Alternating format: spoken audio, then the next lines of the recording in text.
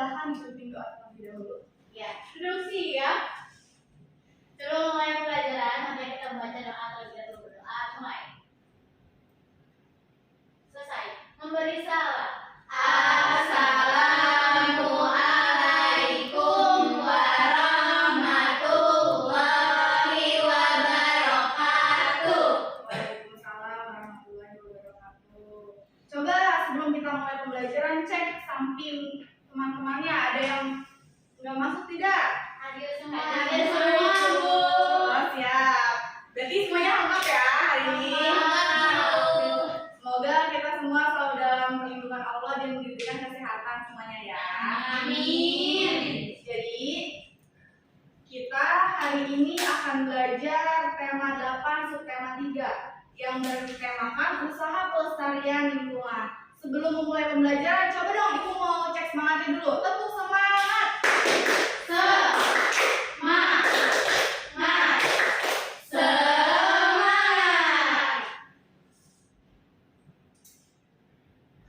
Nah, selanjutnya ibu akan membacakan tujuan pembelajaran pada hari ini. Yang pertama yaitu melalui kegiatan pengamatan dan berdiskusi, peserta didik dapat mengidentifikasi urutan peristiwa dalam teks non-fiksi dengan benar. Selanjutnya, setelah membaca dan mengamati peristiwa dalam teks non-fiksi, peserta didik dapat menyajikan kembali peristiwa tersebut dengan memperhatikan latar cerita dengan tepat. Selanjutnya, setelah membaca teks non-fiksi dan melakukan kegiatan diskusi, peserta didik dapat menyebutkan dan mempresentasikan faktor-faktor yang mempengaruhi kualitas bagi kelangsungan makhluk hidup dengan benar. Dan yang terakhir, setelah kegiatan mengamati gambar, peserta didik dapat membuat peta konsep tentang siklus air dengan tepat. Sebelum kita next materi nih, sebelumnya kan kita sudah belajar tentang teks non-fiksi. Ibu mau mengulas dulu, apa sih pengertian teks non-fiksi itu? Ada yang tahu? Tahu apa? Nabila? Non-fiksi itu berisi tentang fakta, bersifat objektif. Contohnya itu kayak artikel. Nah, gitu. Ya, betul. Ada lagi pendapat lain?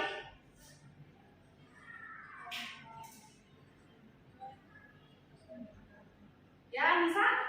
Kalau non-fiksi itu objektif ibu, jadi kita bisa mengenali peserta didik buat membaca. Ya, jadi benar ya kata Nabila, teks non-fiksi itu adalah suatu cerita yang sesuai dengan pada faktanya atau kenyataan di lapangan. Contohnya kayak laporan ilmiah, karya ilmiah, dan sebagainya seperti itu ya. Selanjutnya kita akan melanjutkan pembelajaran teks non-fiksi ini tentang bagaimana kita menentukan latar cerita dan juga alur cerita dalam teks non-fiksi. Nah, sebelumnya kita harus tahu dulu nih, apa sih latar cerita dalam teks non-fiksi ini? Jadi latar cerita itu adalah tempat terjadinya peristiwa tersebut.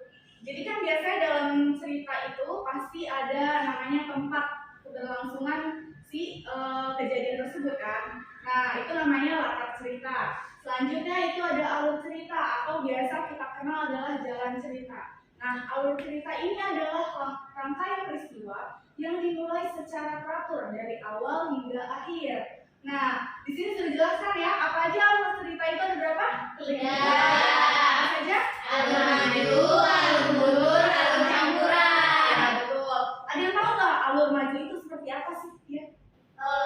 Saya ibu, kalau Ya. misalkan alur maju itu ceritanya berkelanjutan ibu dari awal sampai akhir gitu, secara beruntutan. Ya, betul ya. Terus kalau alur mundur, ada yang tahu? Kalau saya lagi bu, kalau misalkan mundur itu kita mengingat peristiwa yang sudah lama yang pernah terjadi. Ya, betul ya. Contohnya kalau alur mundur itu biasanya dia diawali dengan kata dahulu kala, pada zaman dulu, itu alur mundur. Selanjutnya kalau alur campuran, Tahu bu, alur saya bu, Ya, alur sama. campuran itu campuran antara alur maju dengan alur mundur. Jadi alur mundur sendiri itu biasanya kelas balik dari alur si maju ini. ya betul ya. Semuanya anak-anak ibu hebat semuanya. Alur maju itu alur yang rangkaian ceritanya itu terus berkelanjutan dari awal, tengah sampai ke akhirnya. Nah, alur mundur juga dia kebalikan dari alur maju yang mulai dari akhirnya dulu, tengah baru ke awal. Dan alur campuran itu percampuran antara alur maju dan alur mundur. Nah, sini Ibu punya teks.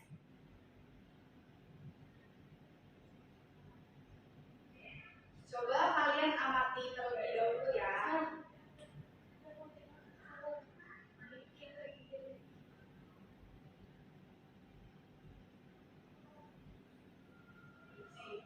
Ibu punya teks cerita non-fiksi yaitu air untuk kebutuhan sehari-hari. Apakah terlihat anak-anak? Iya, Ibu. Geser.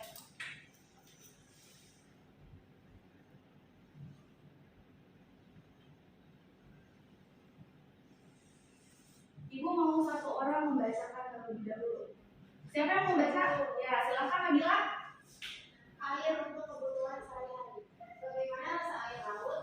Ya, air laut terasa asin. Jika kamu berenang di pantai dan terpercik air laut, kamu akan mengetahui bahwa air laut terasa asin. Sebagian besar, 97% air yang menutupi planet bumi ini berupa air laut. Air laut tidak bagus untuk diminum. Air laut juga tidak dapat digunakan dalam kebanyakan industri dan keperluan rumah tangga. Untunglah 3% air di dunia berupa air segar, yaitu air yang tidak asin dan dapat digunakan untuk minum, memasak, dan mencuci. Persyaratan air bersih meliputi 3 komponen, yaitu persyaratan secara fisik, secara kimia, dan kandungan mikroba yang terdapat di dalamnya. Lanjut. Persyaratan secara fisik itu tidak keruh, tidak berwarna apapun, tidak terasa apapun, dan tidak berbau apapun.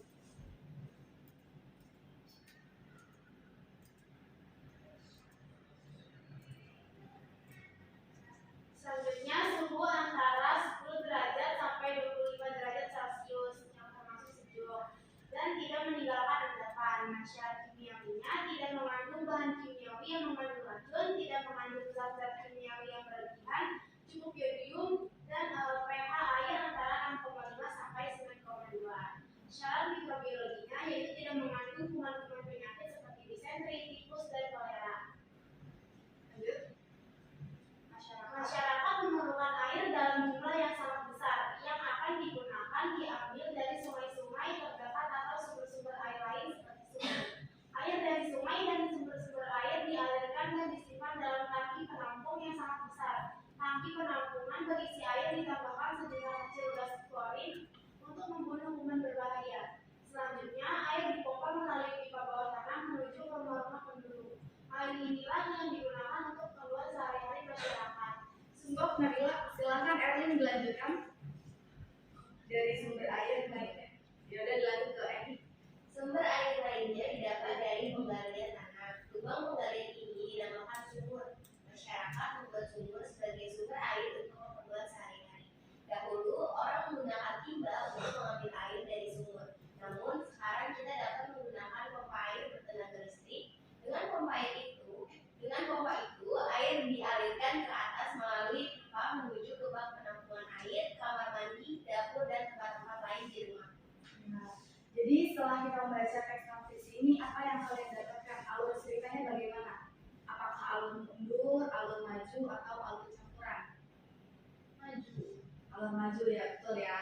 Selanjutnya untuk latar tempatnya di mana? Lingkungan masyarakat. Ya betul Nabila, di lingkungan masyarakat. Jadi kita setelah membaca teks ini, kita tahu ya alur yang disampaikan itu alur maju dan latarnya itu yang ada di lingkungan masyarakat seperti di danau, di sungai dan sebagainya. Nah selanjutnya kan di sini juga kita dijelaskan tentang proses siklus air ya. Kita sudah tahu siklus air. Nah coba ibu mau kalian mengamati gambar berikut ini.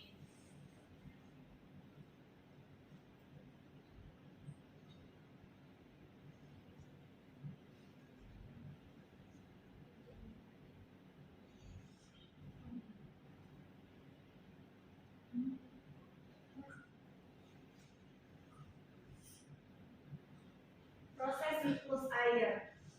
Coba kalian amati dulu. Kalau ada yang mengerti maksud dari siklus air ini dari gambar tersebut, boleh angkat tangan. Ya Nabila, silakan. Dari gambar ini, siklus air itu ada tahapan-tahapannya. Pertama, tahapan evaporasi, penguapan, kondensasi, pengambunan, transpirasi. Transpirasi itu penguapan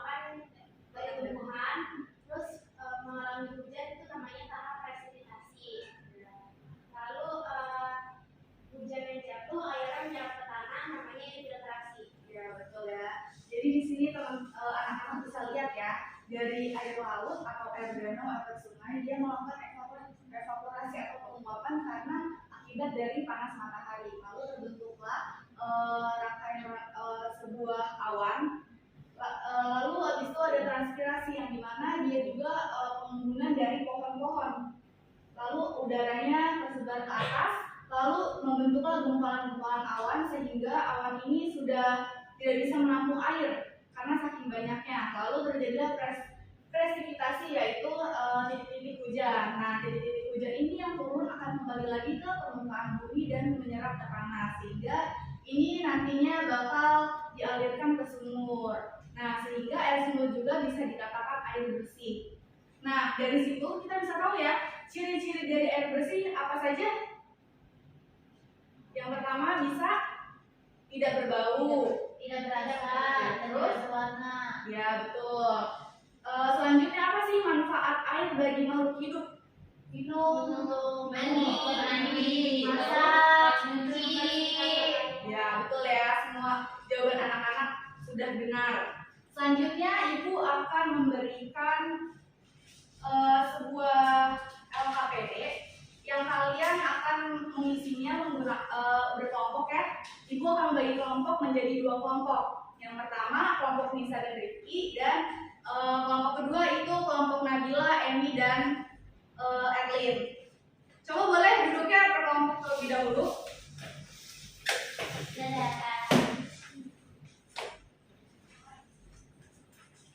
Ya, di situ kan ada langkah-langkah cara pengerjaannya. Jangan lupa sebelum mengerjakan identitas kelompoknya ditulis terlebih dahulu dan lalu disimak bagaimana langkah-langkah pengerjaannya. Setelah itu baru kalian menjawab laporan analisisnya. Mengerti anak-anak? Mengerti, Bu. Ya, silakan Ibu beri waktu 5 menit untuk membaca teksnya terlebih dahulu.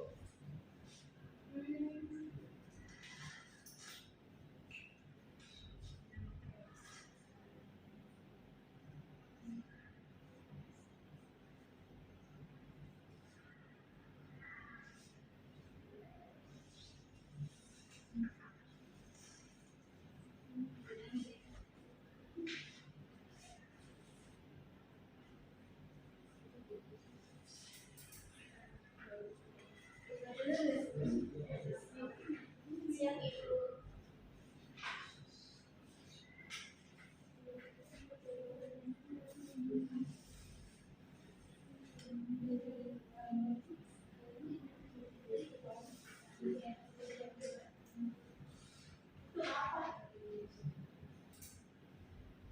Ini digambar, Bu. Iya, digambar ya.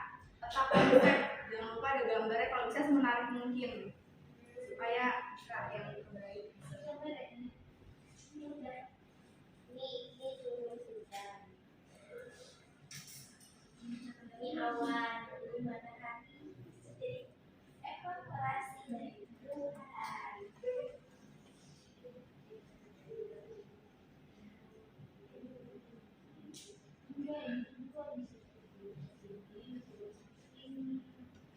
Iya, tapi ini terbesar.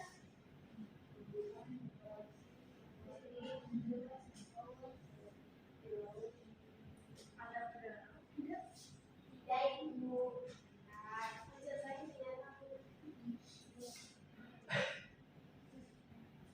Jangan lupa ya identitasnya.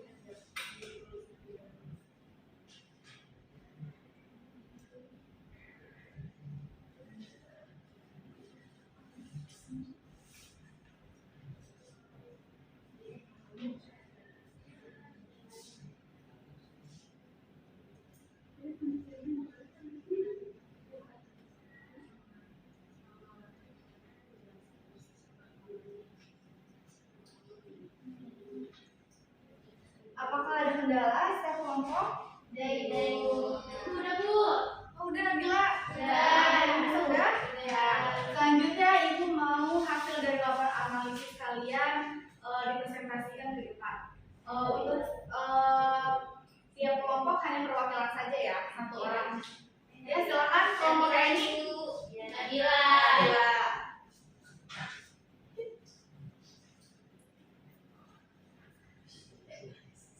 Ya, saya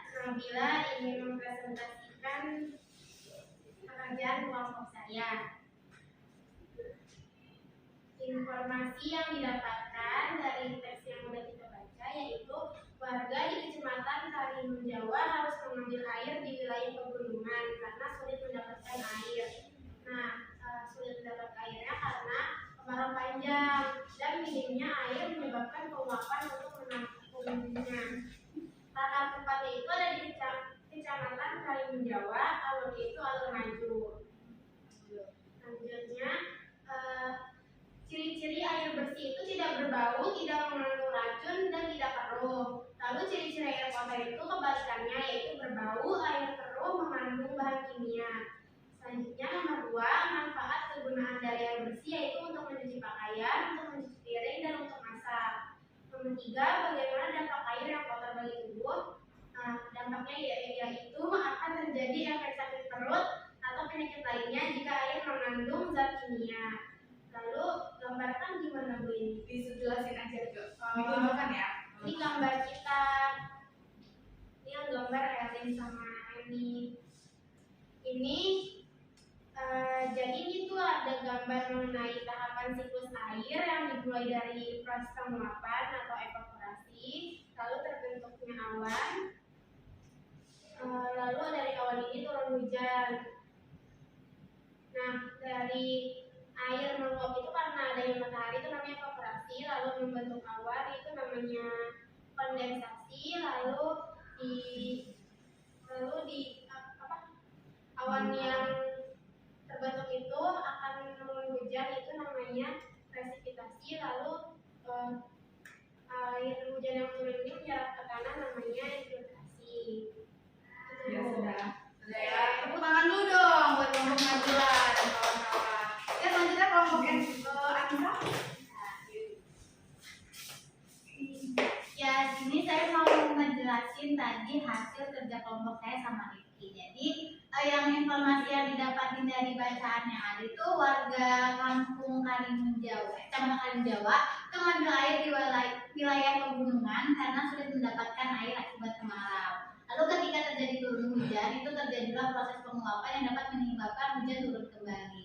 Nah, untuk kata tempatnya sendiri itu ada di Kecamatan Karimun Jawa, alurnya itu sama dengan kayak kelompok sebelah juga di alur maju. Nah, untuk ciri-ciri air bersih itu ada airnya jernih, tidak berwarna, tidak berbau, sama tidak mengandung zat kimia. Kalau air kotor itu airnya keruh, berwarna, sama berbau. Nah, kalau manfaat dari air bersih sendiri itu kita bisa buat irigasi, buat minum, mandi, makan, sama buat masak. Kalau dampak air kotor bagi tubuh tuh kita bisa diare, sama sakit dan keracunan. Nah, kalau gambarnya di sini pertama itu air yang ada di daratan itu ketika adanya panas dia akan menguap, yaitu dinamakan evaporasi. Lalu akan terbentuk gumpalan-gumpalan awan. Ketika awan itu sudah tidak bisa menahan banyaknya air, maka akan turun hujan yang namanya presipitasi. Lalu air hujan tersebut akan diserap lagi ke tumbuhan dan mengalir kembali ke sungai dan lautan. Terima kasih Bisa. Nah, semuanya sudah presentasi ya. Setelah Ibu simpulkan, kalian semua sudah hebat-hebat. Bahkan peta konsep dan juga materi yang baru disampaikan, kalian sudah bisa mengembangkannya lewat tulisan pula. Nah, selanjutnya Ibu akan memberikan kesimpulan materi. Hari ini kan kita belajar tentang alur dan juga latar pada cerita non-fiksi. Apa sih pengertian alur itu? Alur itu adalah Jalannya cerita. Lalu latar itu adalah tempat kejadian. Nah, selanjutnya juga kita di sini bisa mengetahui apa saja ciri-ciri dari air bersih, yaitu tidak berbau, tidak mengandung zat kimia, dan sebagainya. Dan juga kita bisa mengetahui manfaat dari air tersebut, yaitu untuk memasak, untuk mandi, untuk minum, untuk mencuci baju, dan lainnya. Nah, selanjutnya Ibu punya soal evaluasi yang mana nantinya kalian kerjakan, dan ketika telah selesai kalian kumpulkan di pertemuan berikutnya ya. Baik Ibu. Kasih Ibu.